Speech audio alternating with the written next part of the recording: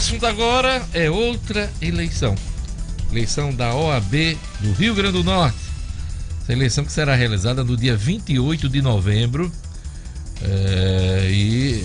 Grande expectativa do meio advocatício em torno da eleição. Cerca de 7 mil, na verdade 6,8 mil advogados estão aptos a votar nesse pleito. A nova diretoria vai atuar no próximo triênio de 2019 a 2021. Ontem eu entrevistei aqui o atual presidente, Paulo Coutinho, que é candidato à reeleição, e hoje eu sigo aqui com os demais candidatos. E a minha convidada hoje é a advogada Magna Letícia. Bom dia, Magna. Bom dia, Diógenes, ouvintes da 96, um prazer. Você encabeça a chapa 20 ao lado do advogado Carlos Araújo, não é? Exatamente. O que é que lhe motiva a concorrer novamente à presidência da OAB? Os mesmos motivos que me levaram a concorrer na eleição passada. A necessidade que nós da categoria sentimos de uma OAB renovada, de uma OAB com a gestão mais adequada aos novos anseios da advocacia. Uma OAB que não tenha feição de grupos, que tenha a feição de uma instituição do porte que ela realmente é e que ela deve ser. Vamos aqui falar de alguns pontos. Eu vi aqui que é extenso, inclusive, as propostas, o número de propostas. Eu tenho aqui cerca de 32 propostas. Né? Exatamente, isso Você mesmo. tem discutido com os advogados. Eu queria começar sobre o censo da advocacia. Qual é a sua ideia sobre isso? É de suma importância numa gestão que pretende renovar e inovar também. O censo da advocacia ele vai ser feito para a gente ter um parâmetro, saber como é que está a advocacia do nosso estado, onde esses advogados atuam, onde as áreas de atuação desses advogados, fazer um balizamento até com relação aos próprios honorários que são pagos. É uma forma de você encontrar, realmente saber como está a advocacia no estado. Isso e nunca esses foi profissionais. realizado? Que eu tenha conhecimento, não, Diógenes. Veja bem, isso é de suma importância, porque a partir dele a gente desenvolve mecanismos, encontra caminhos, resolve algumas pendências. É muito importante isso. É uma base muito importante para nós, para a advocacia do estado. As prerrogativas e defesa do exercício da profissão de advogado. Quais são as suas ideias? Olha, as prerrogativas é um grande problema que nós temos, né? A cada dia a categoria sente mais necessidade de uma atuação mais firme da instituição, não aquela atuação do advogado que se sente, vamos dizer assim, agredido, né? Mas da instituição. A instituição chega próximo desses problemas e ter principalmente uma conduta proativa. Mas isso não está ocorrendo, essa defesa das prerrogativas? Não, de uma maneira muito tímida, é o que nós vemos, de uma maneira muito tímida. Você tem uma ideia, às vezes, as gestões que se vêm a cada triênio, elas têm uma limitação de atuação muito... A comissão de prerrogativas, ela tem uma comissão formada por advogados, mas ela tem que se profissionalizar. A gente tem esse plano de profissionalização dessa comissão, no sentido de dar apoio àqueles advogados que estão à frente da comissão, eles permanecerem como uma coordenação, mas profissionalizar no sentido de contratar advogados, fazendo um processo seletivo claro, limpo, contratar advogados que dê sustentação a isso. Porque você imaginar que os advogados que se propõem a estar nessa comissão, eles possam estar a tempo e a modo presentes em todas as demandas que muitas vezes ocorrem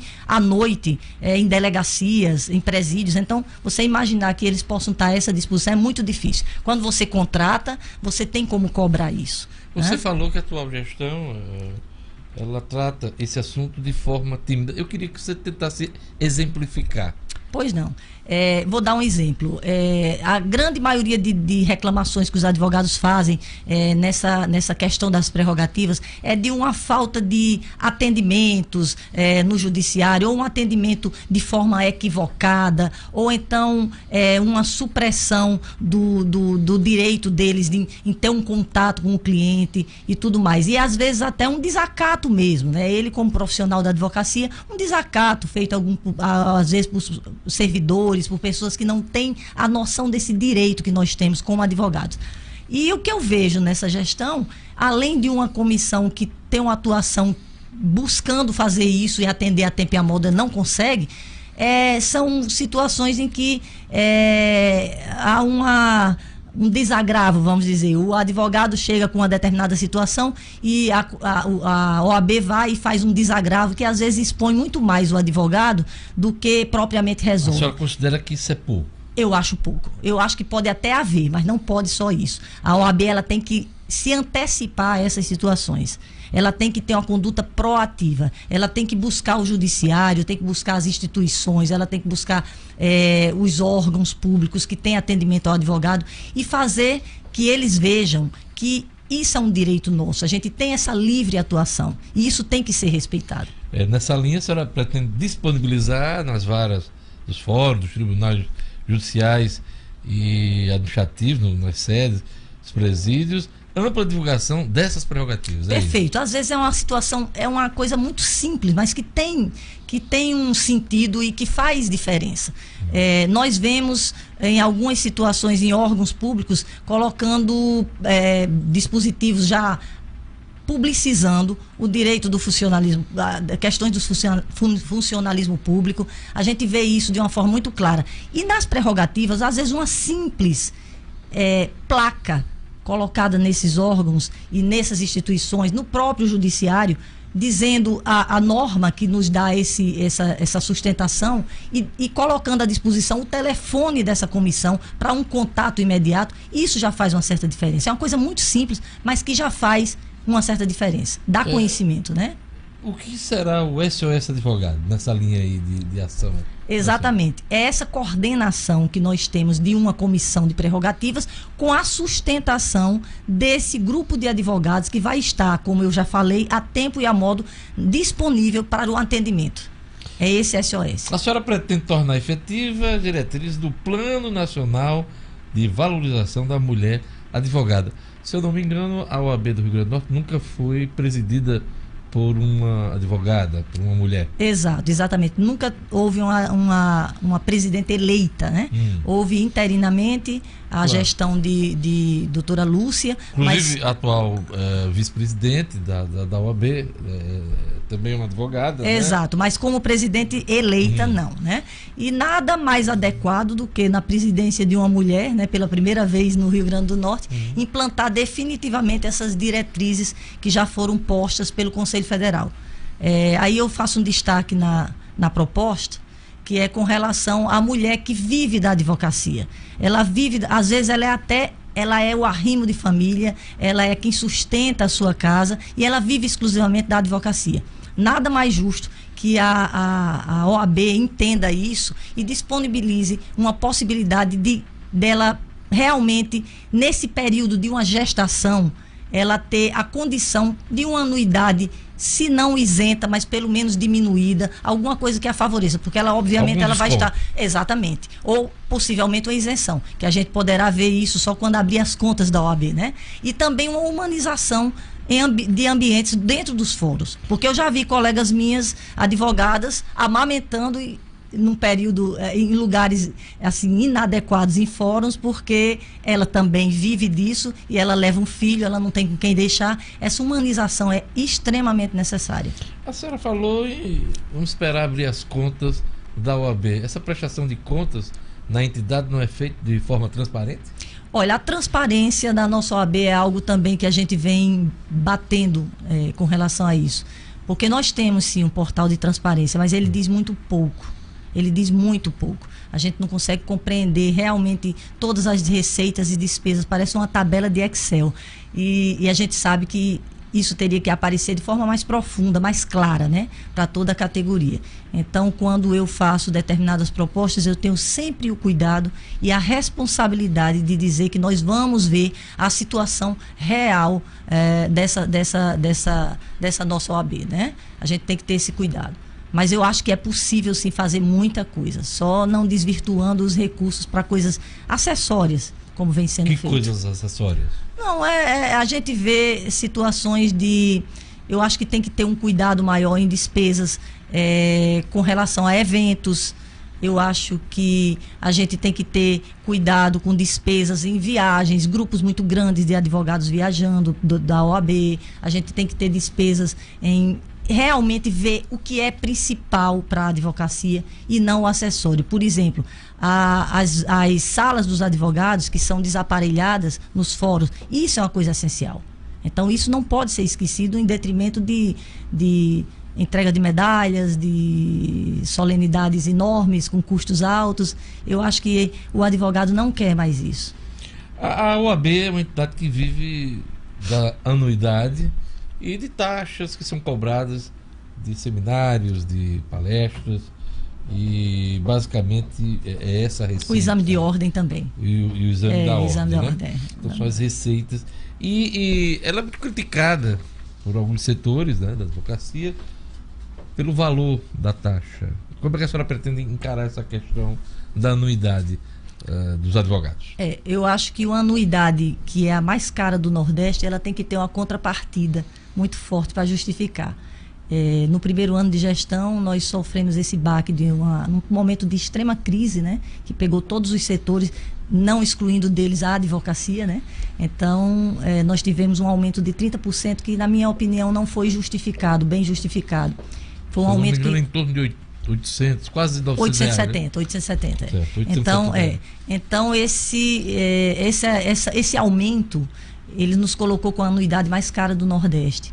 E assim, eu acredito assim, que a OAB ela não teve a sensibilidade naquele momento de ver, enquanto todas as seccionais de todos os estados, elas mantiveram o valor, ou até algumas até reduziram. Naquele momento, essa anuidade aumentar em 30% me pareceu um ato de muita insensibilidade. A gente tem como rever, eu não sei, aí é o que eu digo a você, com toda a responsabilidade que tem o cargo, nós temos que ver essa situação para equiparar, deixar de uma coisa mais adequada, né? A prestação que a gente faz à categoria. A atual gestão reage a esse tipo de crítica sobre o valor por conta dos serviços que hoje a OAB presta aos advogados. E seria necessário. O que a senhora tinha a dizer a respeito disso? Eu acredito que não, eu discordo um pouco. Eu acho que os serviços prestados pela nossa OAB aqui no Rio Grande do Norte, ele está aquém do que uma seccional deveria prestar. Eu acho que está aquém. Como eu digo a você, a questão é de gestão, é de não desvirtuar o que é principal para o acessório. No programa de governo da senhora, a senhora fala em estabelecer nova política de anuidades diferenciada para os advogados e advogados iniciantes, garantindo-lhes descontos progressivos até o 5º ano de inscrição. A senhora já disse que vai esperar ver os números para poder decidir algumas coisas. Mas está aqui no seu programa. Não, mas isso aí é possível fazer. Mesmo sem conhecer os números. Isso é possível fazer, sim, porque pega uma classe de advogados iniciantes que ela vem muito sofrida, né? Você tem uma ideia, esse advogado iniciante, quando ele sai de uma universidade, uma faculdade, que na maioria hoje, o grande número é de universidade e faculdade paga, né? Particular, então ele já vem com uma despesa dessa. Depois ele parte para um curso, para fazer um curso para se preparar para o exame de ordem, pago também. Depois ele vai enfrentar o exame de ordem, pago também, e ainda suportar uma anuidade das mais caras. Então a gente tem como fazer isso. Aí é tranquilo de ser feito. A gente tem como fazer essa progressão de uma maneira bem tranquila, para que chegue ao 5º ano, ele pagando realmente os 100%, mas isso começar com uns 25%, né? Em cima do valor total. A senhora pretende criar linhas de crédito, carências especiais para os advogados que buscam estabelecer seus escritórios. O que seria isso? Veja, o que eu entendo de um amparo a essa advocacia iniciante vai muito além do que capacitações, cursos que são feitos dentro da OAB, que, diga-se de passagem, hoje são até pagos, né? Anteriormente não era, mas hoje até você paga uma taxa e tudo mais. Eu acho que a OAB tem que encontrar caminhos para manter o advogado iniciante na advocacia. E isso passa por uma atuação da ordem, buscando esses caminhos, buscando financiamentos especiais, dando vamos dizer, a garantia de uma instituição como a OAB, buscando linhas de crédito com essa garantia, com projetos que podem ser feitos perfeitamente, por exemplo, por um SEBRAE, projetos para criação e manutenção desses escritórios. O interesse nosso é de manter o advogado na advocacia. Porque o que a gente vê, Diógenes, eu tenho experiência, que eu já tenho 33 anos de advocacia, são jovens advogados que começam na advocacia e não passam do 2º ano, porque não têm condições de manter um escritório de advocacia. Se estabelecer, perfeito. Os 5 primeiros anos são os 5 primeiros anos de dificuldade. Quem está na advocacia sabe. Quais as instituições bancárias? Você fala em linha de crédito, é preciso estabelecer aí, pelo menos, os primeiros contatos. Quais as instituições financeiras que poderiam bancar essas linhas de crédito? Você tem ideia? A gente imagina os bancos como o Banco do Brasil, Caixa Econômica, são bancos BNDES. A gente tem como ver isso de uma forma mais detalhada na gestão. Mas a ideia é essa. E a gente contar com esses projetos que a gente tem uma parceria com, eu imagino, o Sebrae, né? A gente poderia elaborar uma coisa em conjunto. Qual a avaliação que a senhora faz da presença da OAB no interior do estado? Muito distante. A OAB central, vamos dizer assim, a seccional, ela é muito distante dos problemas dos advogados do interior, que, diga-se de passagem, se nós temos aqui esses problemas no interior, o advogado duplicam, né? São 6 subseccionais, né? Exato, são 6. Né? Natal e acho que 7. Acho que são 7 subseccionais.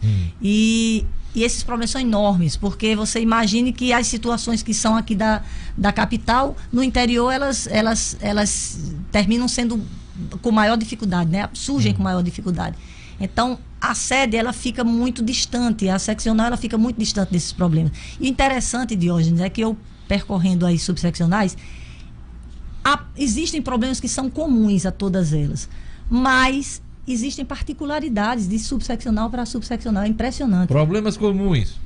Problemas comuns, esse afastamento, essa falta de amparo, vamos dizer, nas questões. Eu estive em Caicó, vou dar um exemplo a você. Eu estive em Caicó e eles estavam numa campanha com relação a uma extinção de comarcas que havia na região. E eles estavam nessa campanha, fazendo, inclusive com adesivos e tudo mais, na feirinha de Caicó. Eu não vi, por parte da seccional, nenhum amparo a essa campanha, de divulgação, de fortalecimento, de robustecer essa campanha. Então, esse é um dos exemplos que eu cito da falta desse... Isso dos problemas comuns, né? Dos assuntos comuns. Sim. Particularidades. Existem regiões, eu vou dizer a você, a região de Caicó, o setor de Caicó, existem muitos advogados que são advogados públicos, né? Procuradores de alguns municípios e tudo mais, e eles passam por uma situação muito interessante, que são processos em que eles atuam dando pareceres e que às vezes são incursos em processos de improbidade administrativa, porque quando se vai fazer uma avaliação, o advogado entra como parte, que não é para ser assim, né? Então eu já tive diversas situações nessa região que aconteceu isso. A região de Pau dos Ferros é uma região que fica muito distante. Houve uma situação muito particular de fechamento de uma vara do trabalho em Pau dos Ferros. E também foi um grito isolado da subseccional. Não houve um amparo daqui da seccional dando uma voz mais altiva para que esse problema não ocorresse. Terminou ocorrendo realmente. E assim por diante, né? Mossoró tem uma situação de um atendimento no presídio, em um dos presídios de lá, que o advogado tem um tempo muito pequeno para ter o contato com o seu cliente, de 12h a 2h da tarde.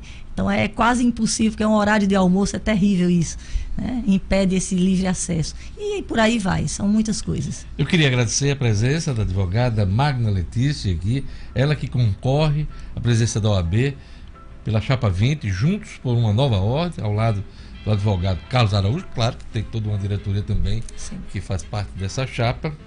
E a eleição vai ser no dia 28 de novembro. No dia 27, aqui no nosso programa, eu vou abrir um espaço para um bate-papo com os candidatos à presidência da OAB. Okay. Serão 5 a 6 perguntas que serão feitas para todos, sim, com o mesmo tempo e tal. O advogado Paulo Coutinho já concordou em participar, e aí está feito o convite aqui no ar para a senhora participar também no dia 27, aqui, que é um dia antes da eleição que será no dia 28, tá?